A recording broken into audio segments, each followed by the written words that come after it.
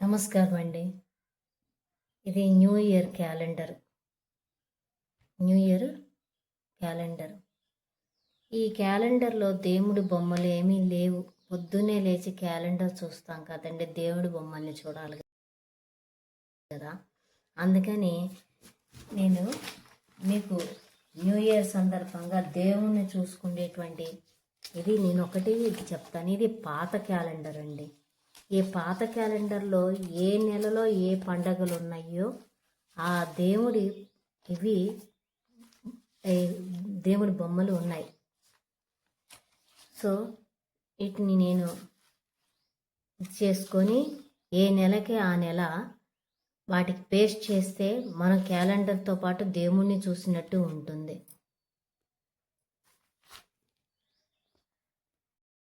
ఇలా చక్కగా ఈ బొమ్మకి దగ్గరగా ఇలా కట్ చేసుకుంటే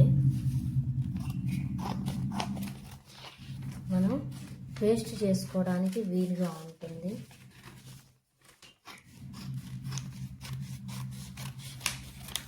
ఇదిగో చూడండి, ఇలా నీట్గా వచ్చింది. దీన్ని ఇలా అన్నింటినీ నేను ఇప్పుడు ఇట్లా కట్ చేసి చూపిస్తాను. ఇదిగోండి, ఈ రకంగా ఇది నవంబరు, ఇదిగో ఇక్కడ రాశాను లైట్గా, నవంబరు డిసెంబర్ దండి ఇది. అలాగే ఇది సెప్టెంబరు అక్టోబరు. ఈ రకంగా ప్రతి పండుగది ఆ నెలలో వచ్చేవి ఇట్లా ఆ దేవుడి బొమ్మలుగా ఇచ్చాడు. జూలై ఆగస్టు ఈ రకంగా ఇవన్నీ కట్ చేసుకున్నానండి. ఇవి దేవుడి బొమ్మలుగానే కాకుండా ఇప్పుడు మనకి పాతదే క్యాలెండరు కూడా కావాల్సి వస్తుంది. అలాగే ఇది కూడా మనము పిన్ చేసుకొని ఉంచుకున్నట్లయితే క్రిందటి నెలలో బలానా రోజు అనేది ఎప్పుడైనా మనకి అవసరం పడుతుంది. అందుకని దీన్ని కూడా మనం పిన్ చేసుకొని వెనకకి తగిలించుకుంటే లాస్ట్ మంత్ మనం ఏ నెలలో ఏం చేసామనేటువంటి మనం ఇట్లా నోట్ చేసుకుంటూ ఉంటాం కదండి. ఏదైనా ఇంపార్టెంట్వి, ఎక్కడికైనా ఎంగేజ్మెంట్ కానీ లేదంటే ఏదైనా అపాయింట్మెంట్, మెమరీస్ ఏమన్నా నోట్ చేస్తాము కదా ఇమ్మీడియట్గా. ఇలాంటివి దీనికి వెనకాల మనం చేసుకున్నట్లయితే ఇవి కూడా కట్ చేసేసుకొని మనకి ఫ్యూచరు ప్రజెంటు రెండు మనకి ఉంటాయి అన్నమాట. ఇవి కూడా కట్ చేసేసి ఎలా పేస్ట్ చేయాలో చూపిస్తాను. ఇదిగోండి, ఇవి కూడా సిద్ధమైనాయి. జనవరి, ఫిబ్రవరి, మార్చి, ఏప్రిల్ ఇట్లా రెండు నెలలకి రెండు ఉన్నాయి కదా, ఇవి కూడా సిద్ధమైనాయి. వీటిని కూడా ప్రెజెంట్ క్యాలెండర్కి మనము ఫిక్స్ చేయాలని ఏం లేదు. దీనికి ఇట్లా పిన్స్ వేసేసుకొని ఒక పక్కన పెట్టుకున్నట్లే మనం ఇది ఒకసారి చూసుకుంటానికి ఉంటుందన్నమాట. జాగ్రత్త చేసుకుంటే క్రిందటి నెల అంటే అన్ని సెల్లో ఉంటాయి అని అనుకోవాకండి. అంటే మనం దీని మీద ఇమ్మీడియట్గా నోట్ చేసుకుంటూ ఉంటాం కదా ఒక ఇంపార్టెంట్ డే అనేది. అందుకని ఇది కూడా ఒక ఇదిగా ఉంటుందన్నమాట, మెమరీగా ఉంటుంది. చాలా ఇంపార్టెంట్ విషయం ఏంటంటే ఇది ఎలా పేస్ట్ చేయాలి. యాక్చువల్గా ఇది ఈ సైజు ఉన్నది, ఇదేమో దీనికంటే ఎక్స్ట్రా సైజు ఉన్నది. మరి దీన్ని సెంటర్ చేసి ఎలా చెయ్యాలా అనేటువంటి ఒక ఆలోచన వచ్చినట్లయితే, మీకు ఒక డౌట్ వచ్చినట్లయితే దీన్ని ఇలా కరెక్ట్గా మిడిల్కి ఫోల్డ్ చేయండి. ఇక్కడ ఒక ఫోల్డింగ్ పెట్టుకోండి, ఇలా ఫోల్డింగ్ పెట్టుకోండి. సెంటర్ అన్నమాట ఇది. ఇలా ఫోల్డింగ్ పెట్టుకోండి. అలాగే ఈ క్యాలెండర్లో కూడా ఇట్లా కరెక్ట్గా ఇలా ఫోల్డింగ్ పెట్టుకోండి.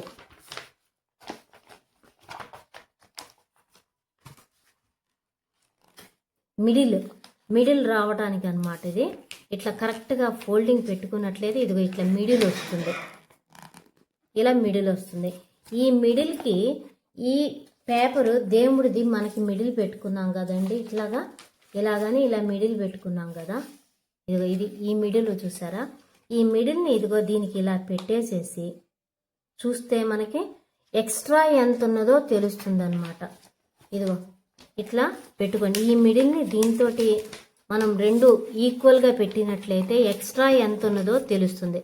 అప్పుడు దేవుడి బొమ్మ కూడా చాలా పర్ఫెక్ట్గా నీట్గా మిడిల్లోకి వస్తుంది అన్నమాట. ఇలా చేయటం వల్ల ఇట్లా కరెక్ట్గా మిడిల్లోకి పెట్టుకొని ఇలా పెట్టేసేసి ఒక మార్క్ చేయండి. అదిగో ఇట్లా పెట్టేసేసి ఒక మార్క్ చేసినట్లయితే ఇదే ఇక్కడికి మార్క్ ఆల్రెడీ అది ఉన్నది, అయినా కూడా మనకి మిడిల్ తెలియటానికి ఇది ఇలా పెట్టుకోండి. పెట్టుకొని ఇక్కడ కట్ చేసామనుకోండి, ఇలా బారుకి దీన్ని కట్ చేసినట్లయితే మనకి కరెక్ట్గా దేవుడి బొమ్మ సెంటర్ అవుతుందన్నమాట. సో ఇది అంతకంటే ముఖ్యంగా. అలాగే ఇప్పుడు ఇది ఎక్స్ట్రాది క్యాలెండరు తగిలించింది ఉన్నది చూసారా, ఇది కూడా చక్కగా నీట్గా ఎక్కడ వరకు ఉన్నదో అక్కడ వరకు దీన్ని కట్ చేసుకొని ట్రిమ్ చేయండి. ఇగో చూడండి, ఇలా ఇది సెంటర్ అయింది కదా, ఇట్లా సెంటర్ పెట్టుకున్నాం కదా. అలాగే దీన్ని కూడా ఇలా సెంటర్ పెట్టాం కదా, ఇదిగో ఇది ఫోల్డింగ్ వచ్చిందా, ఈ సెంటర్కి ఈ సెంటర్ని టచ్ చేస్తే ఇది ఇలా ఎక్స్ట్రా ఉన్నది ఇలా ఫోల్డ్ చేయొచ్చు. అంటే ఇటువైపు ఏమో ఇటు ఫోల్డ్ చేశాను, ఇటు కూడా ఇటు ఫోల్డ్ చేయొచ్చు. అదిగో ఇట్లా ఫోల్డ్ చేసేసేయండి, ఎక్స్ట్రాది ఇలా ఫోల్డ్ చేసేసేయండి. అంటే ఇప్పుడు దీనికి కరెక్ట్గా దేవుడు మనకి సెంటర్ వస్తుంది అనమాట. ఇలా చేసినట్లయితే దేవుడి బొమ్మ మనకి కరెక్ట్గా సెంటర్ వస్తుంది. ఇలా దీన్ని సెంటర్ చూసుకొని ఎక్స్ట్రా ఉన్నది ఏదో కట్ చేసేసి దీన్ని ఇది ఉన్నది చూసారా, కొంచెం మడత పడినట్టుగా ఉన్నది కదా, క్యాలెండర్ మనం ఫోల్డ్ చేస్తాం కనుక దీన్ని ఇలా పెట్టేసేసి దీనికి ఇక్కడ అంటించేసేయండి. కొంచెం సపోర్ట్గానే ఉంటుంది, ఇక్కడ సపోర్ట్గానే ఉంటుంది. దీన్ని ఇక్కడ పేస్ట్ చేసినట్లయితే ఇది కరెక్ట్గా మిడిల్కి వచ్చేస్తుంది, మనకి వస్తుంది. మరి ఈ క్యాలెండర్ వాళ్ళది పేరు ఉన్నది కదా అనుకుంటే దాన్ని తీసేయాలనే ఉద్దేశం ఏమాత్రం లేదండి. ఇదే పేరు ఇక్కడ కూడా ఉన్నది, ఈ పైన కూడా ఉన్నది. సో దేవుణ్ణి మనం ప్రత్యేకంగా చూసుకోవాలి అనేటువంటి ఉద్దేశం మాత్రమే ఇది. ఇలా పెట్టినట్లయితే దీనికి ఇది సపోర్ట్గా కూడా ఉంటుంది. దీన్ని ఇలా పేస్ట్ చేసేసేయండి, అప్పుడు దీనికి ఇది వచ్చినట్లే ఉంటుంది మనకి. మండపం పోయిందండి, అయ్యో మండపం పోయింది అని బాధ వద్దు. ఈ మండపం కూడా ఉండాలి అనుకుంటే దీన్ని ఇక్కడ పేస్ట్ చేసినట్లయితే ఈ మండపం కూడా దీనికి ఉంటుందన్నమాట. సో ఇది స్టిఫ్గాను ఉంటుంది, మండపం కూడా మనకి కనపడుతుంది. ఈ మండపాన్ని మళ్ళీ దీనికే పేస్ట్ చేయండి, చేస్తే అందం ఎక్కడికి పోదు, మళ్ళీ మండపంతో దేవుడి విగ్రహం కనపడుతూ ఉంటుందండి. ఇలా పేస్ట్ చేసేయచ్చు. ఇదండి, దీనికి చక్కగా ఇట్లా గమ్ పూసేసి ఇలా పూసేసి దీనికి మండపం ఇదిగో ఇక్కడ ఒకటి అంటించానండి. ఇంకొక మండపం కూడా మనము ఇట్లా అంటించేసేద్దాం. ఇది మంచి కింద పైన చూసుకోండి, ఇదిగో ఇది పైనది అంతే కదా, అలంకరణ పైకే ఉంటుంది కదా, ఇదిగోనండి మండపం. సో మండపం పోయింది అన్న బాధ కూడా లేదు, దీంతో సహా మళ్ళీ మనకి దేవుడిది వచ్చేసింది అనమాట. ఇదిగో రెండు వైపులా మండపంతో సహా స్వామివారు కరెక్ట్గా వచ్చేసింది. ఇప్పుడు దీనికి కరెక్ట్గా ఇలా పెట్టేసేసి అంటేసి చూడండి, కరెక్ట్గా వచ్చేసింది. ఇది ఎంత ఉన్నదో అంతే సైజు వచ్చేసింది. సో ఎక్కువ తక్కువ లేకుండా సెంటర్ చూసుకొని ఇలా పేస్ట్ చేసుకోవాలండి.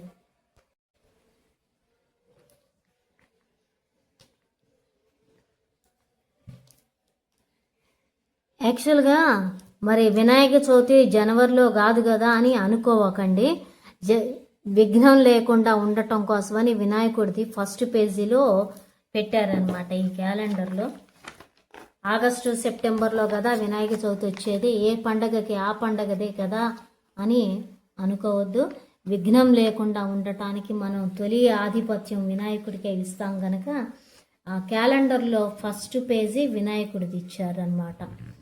సో మనం కూడా విఘ్నం లేకుండా ఉండటానికి ఈ వినాయకుడినే ఫస్ట్ పేజ్కి పేస్ట్ చేసేసాం. బాగుందండి. సో ఇదిగోండి సిద్ధమైంది. ఇట్లా నెలకి ఒక పేపర్కి 2 నెలల చొప్పున ఫ్రంట్ బ్యాక్ 2 ఇచ్చాడు. సో 2 వైపులా ఇట్లా అంటించాను, ఒకే పేపర్కి 2 వైపులా వచ్చింది. ఇలా చూడండి, ఇట్లా 2 అలా వచ్చినాయి. అంటే ఫుల్ ఇటు జనవరి ఫిబ్రవరి తర్వాత ఇటు బ్యాక్ సైడ్ ఇటు తిప్పితే మార్చి ఏప్రిల్ ఇక్కడ వచ్చేసింది. సో మళ్ళీ వెనక్కి తిప్పాల్సి వస్తుంది తర్వాత, అది అప్పుడు సంగతి.